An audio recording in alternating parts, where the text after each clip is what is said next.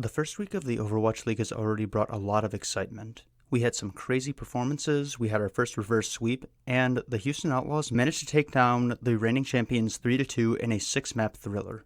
Hardly anybody saw this one coming, so how exactly did they manage to do this? That's what I'm here to talk about today. This is not normally what I make videos about, but I wanted to take my other passion, which is looking at games and analyzing them, to see if I can deduct what happened in this game and how exactly the Outlaws managed to pull off the upset. We've got a lot to talk about today, so let's get right into it. After watching the game several times, I found 4 key aspects that had to happen in order for the Outlaws to take down the Kings of Overwatch. First of all, the meta had to be in their favor. Secondly, the players' performances, both individually and as a team. Third was coaching and the substitutions that they made. And finally, they needed a little bit of help from the Shock. Coming into this first week, many people were expecting that the only comp that would be played would be Rush. And while it didn't completely dominate the servers, it was still one of the main compositions that people were running most of the time. This falls right into the laps of the Houston Outlaws, as their new tank line of Janggu and Piggy are both known for being extremely good and very, very dominant in compositions like this one. On top of that, all the DPS heroes that are being played right now all fall into the wheelhouses of both Dante and Happy. With that in mind, it wasn't completely out of the realm of possibility that the Outlaws could take this one away from the Shock, that it might have been a trap game for them.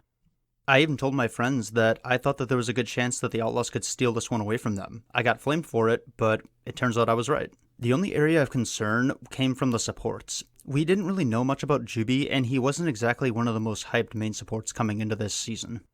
And after a middling season with the Dallas Fuel, I don't think anybody was all that excited for Crimzo. While I did think it was possible that the Outlaws could win this one, I figured that if they lost, it would come on the backs of the supports from the Shock just outplaying the supports from the Outlaws. Surprisingly enough, that's not really what happened, but we'll be talking about that later. But even in a favorable meta, the Outlaws still needed to come out and perform, and that's exactly what they did. While everybody on the team played exceptionally well, I do think that 3 players stood out. Those players being Janggu, Crimzo, and of course, Happy. Janggu really did get the better end of both Super and Smurf multiple times throughout this series. When the Outlaws needed him to be aggressive, he was being aggressive, and he was taking space away from the Shock. And when the team needed him to just sit there and hold space, he was able to do that. I can't say that Piggy outplayed Shoyobin, but he was doing a really, really good job of supporting Janggu and making sure that he was kept upright.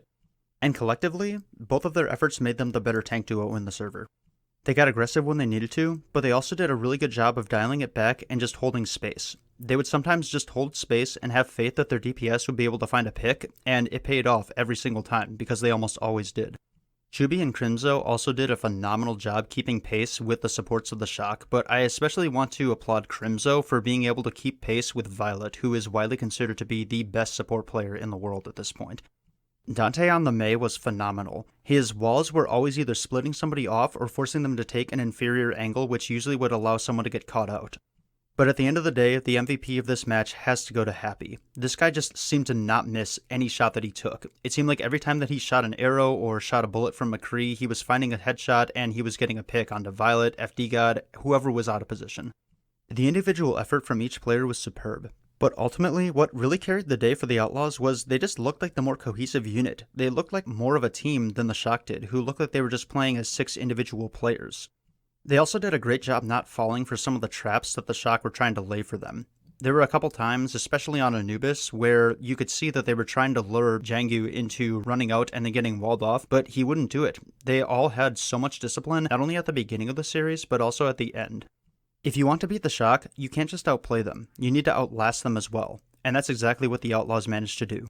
Of course, you have to give credit to the players, but at the same time, you have to give a round of applause to Junkbuck and the entire coaching staff, because they really brought this all together. For the first time in a long time, it was actually Krusty who was the one getting out-coached here. Both Junkbuck, Harsha, Jake, anybody else who's on this roster, they all deserve credit for this win. But on top of just coaching, the Houston Outlaws also had a much better idea of what they wanted to do with their substitutions. Whenever the Shock made substitutions, you kind of had to ask why exactly they were doing it. Like, why was Violet coming in on Dorado? I know he's a great hitscan player, but he's also a really good support. He's arguably the best support, so why are you taking him off of that role? And if you wanted a Tracer along with him, why are you subbing Glister in? Why are you subbing in a guy who's not even comfortable on this hero and subbing out literally the best Tracer on the planet? I don't have access to the replay viewer yet, but Custa does, and he watched the entire Dorado attack from Glister's perspective. It literally took him over 2.5 minutes to charge a single pulse bomb, and frankly, he was ineffective for the entire time.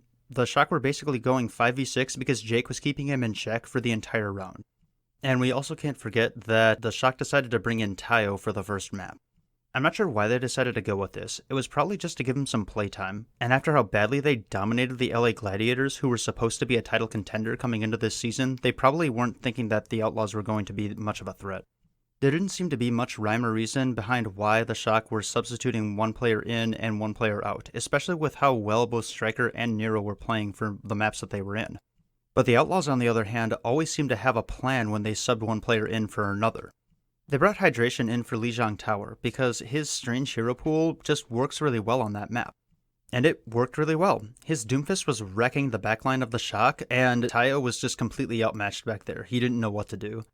And then on Dorado, they brought Jake in because they knew that they only wanted to play Brigitte, and seeing as he is the best Brigitte player on the team, then it just makes sense that he's in there. But then right after that map, he was out again. For the most part, the Outlaws just had their core 6 players, and the only time that they subbed one person in for another was when they felt that their hero pool would just make sense for that map. With the Shock, I didn't really know why they were subbing in one person for another. It seemed like they were either just trying to flex on their opponent, or it seemed like they were just kind of throwing darts at a wall, frankly. At the end of the day, it just didn't really look like they had prepared for this match that much. Which I can't really blame them because even though the Gladiators flopped this week, they came in with a lot of hype around them. This was obviously the team that the Shock thought that they would have to be more worried about, but, well, what do you know? It ended up being the other way around. That's not exactly something that you can predict. Sometimes Scrimbucks are right and sometimes they're wrong, and this time they just happened to prepare for the wrong match. But with all of this together, the Outlaws found themselves up early and it ended up being too much for the Shock to overcome. And while I do think that you have to give the Outlaws credit for everything that they did, both players and coaches, at the end of the day, I do think that they needed a little bit of help from the Shock to win this match. And that's exactly what they got, because frankly, there were some players on the Shock who just did not play as well as you would expect them to play. And surprisingly, it actually came from their support line. Both FDGod and Violet are both known for being massive playmakers. They make plays and get kills that support players just really are not supposed to get, and they do it on a regular basis. FDGod uses his insane mechanical skill all the time to jump in front of his tank line, jump on a DPS player or support, and just kill them before that they can react to it. And Violet loves to take these off angles so that he can find a DPS player that's exposed to his fire, and then he just hits them more times than they're able to hit him back, and he'll get a kill that way. Both of these guys are freaks of nature, but at the end of the day, neither of them were showing Happy the respect that he deserved. They would go out in the open all the time trying to challenge him, and pretty much every time, they were the ones that ended up in spawn. Yet for both support players, it just didn't seem like they had an off switch. When their usual playstyle wasn't working, they were never able to dial it back and just play a little bit more passively. This led to both of them getting picked off way more often than they're used to, and it led to them also getting picked off first, which almost never happens for either of them. Now, don't get me wrong, I don't think that anybody on the Shock played particularly bad, but I do think that their overconfidence and their individual skill ultimately led to their downfall.